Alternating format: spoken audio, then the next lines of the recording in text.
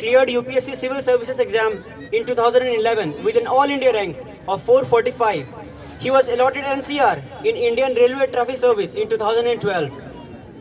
His significant assignments include Divisional Traffic Manager Tundla, Deputy Chief Claims Officer NCR, Deputy Chief Operations Manager and Planning NCR, Chief Public Relations Officer NCR. Recently he has taken over as the Senior Divisional Operations Manager NCR. His work against organized corruption and enabling punctuality of trains between Ghaziabad to Kanpur via Aligarh is highly appreciated and rewarded duly. His current association with AMU has been in the form that he has been taking regular counseling sessions at various colleges like Engineering College, Dental College, City School, etc. Sir has himself played cricket at this very ground, which we are very fortunate to be attending this event at. I am sure he must be feeling very nostalgic to be invited as a guest on the same ground now. Sir is a great poet, an avid reader and an ardent fan of the famous Shair Shahriar Sahab. Very few of us here will have as much command as Sir over the Urdu language and literature. I would like to request him to take some of his shairi and make all of us fortunate to hear a few couplets from his verse repertoire. I would like to invite Sir with this couplet. जहाँ रहेगा वही रोशनी लुटाएगा, जहाँ रहेगा वही रोशनी लुटाएगा, किसी चिराग का अपना मकान नहीं होता. Over to you, sir.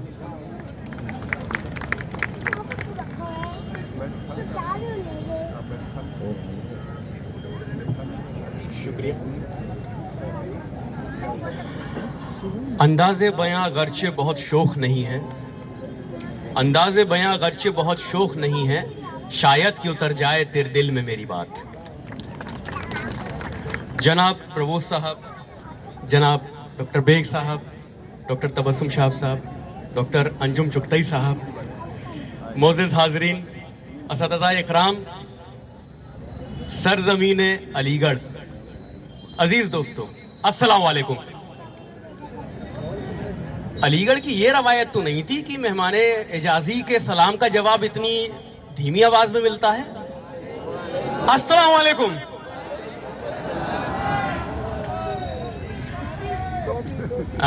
बेहद खुशी का एहसास हो रहा है और इसके साथ ही साथ बेहद फ़ख्र का एहसास हो रहा है.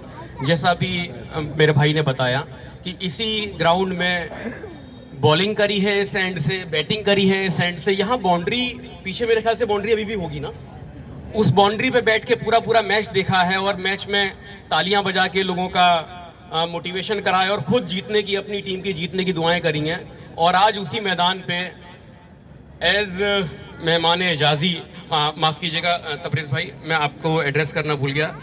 अपने एड्रेस में मैं इतना नॉस्टैल्जिक हो गया था सामने, क्योंकि मेरे असतिज़ाए इकराम, मुझे इतनी खुशी हो रही थी. ये बहुत माफ़ी चाहता हूँ कि मैं आपको एड्रेस नहीं कर पाया.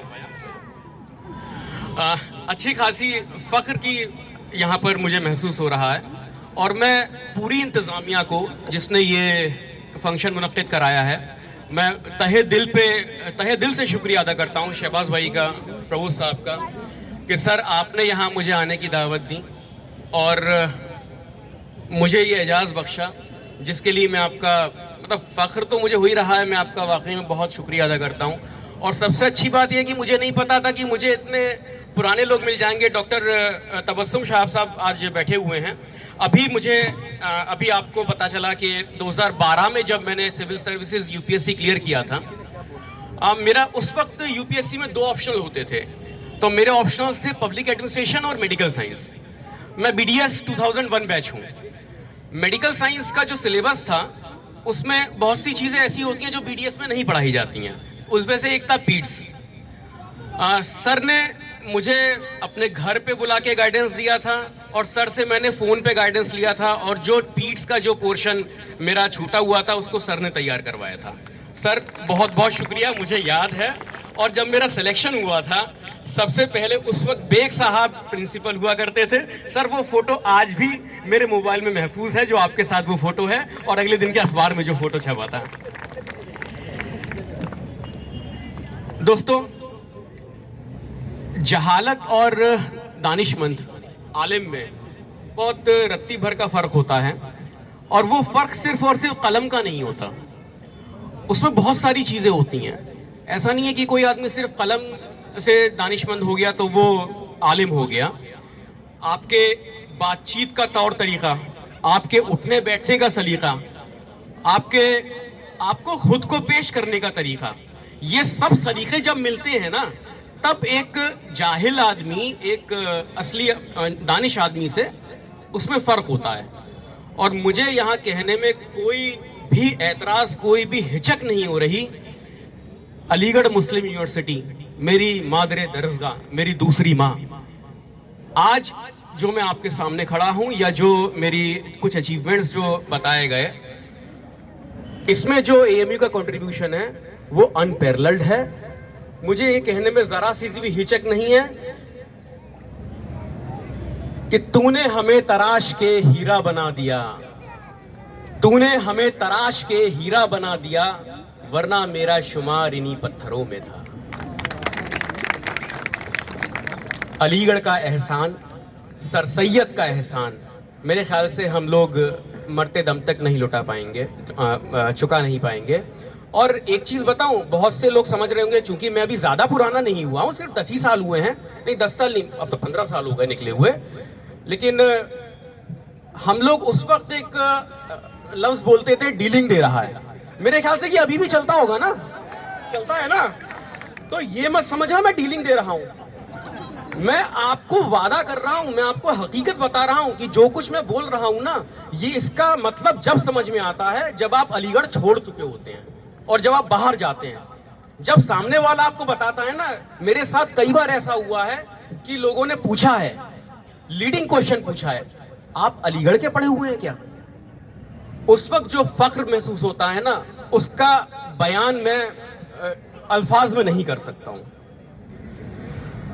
बहरहाल आज जो हम लोग इकट्ठा हुए हैं उस शख्सियत को खराजी अकीदत पेश करने के लिए, जिसकी वजह से अलीगढ़ के सींचे हुए फूल, अलीगढ़ के सींचे हुए गुल न सिर्फ हिंदुस्तान में बल्कि सारे जहां में अपनी खुशबू बिखेर रहे हैं। जैसा मजाज ने कहा है, जो अब्र यहाँ से उठेगा वो सारे जहां पर बरसेगा, खुद अपने चमन पर बरसेगा, गैरों के चमन पर बरसेगा। ये अब्र हमेशा बरसा है, ये अब्र हमेशा बरसेगा। उस शख्सियत के बारे में, सर सैयद के बारे में, चूंकि हॉल मॉनिटर ने काफ़ी कुछ पहले ही बयान कर दिया, तो मेरे ख्याल से अब उसको रिपीट करना, वो इस डिनर को लेट करना होगा। मैं जान रहा हूँ आप लोगों की बेसब्री, बेताबी, आप लोग बेताब हैं डिनर के लिए, तो उन सब चीज़ों को मैं नहीं दोहराऊंगा। लेकिन हाँ, मेरा ये फ़र्ज़ बनता है कि उस शख्स को हम सब लोग दिल से याद करें, खराज अकीदत पेश करें। और हर साल ये जलसा होता आ रहा है और इंशाअल्लाह हर साल सदियों तक ये जलसा ऐसे ही होता आएगा, ये मेरी उम्मीद है। ये तो हो गई कुछ अच्छी अच्छी बातें। एक ख़ास बात मैं कहना चाहूँगा, जो मेरा पैगाम रहा है पिछले लगभग 10 बरस से, जब से मैं आया हूँ। जैसा भी बताया कि मैं यूनिवर्सिटी से कई पहलू से रब्ता रख रहा हूँ, इंजीनियरिंग कॉलेज में, सिटी स्कूल में।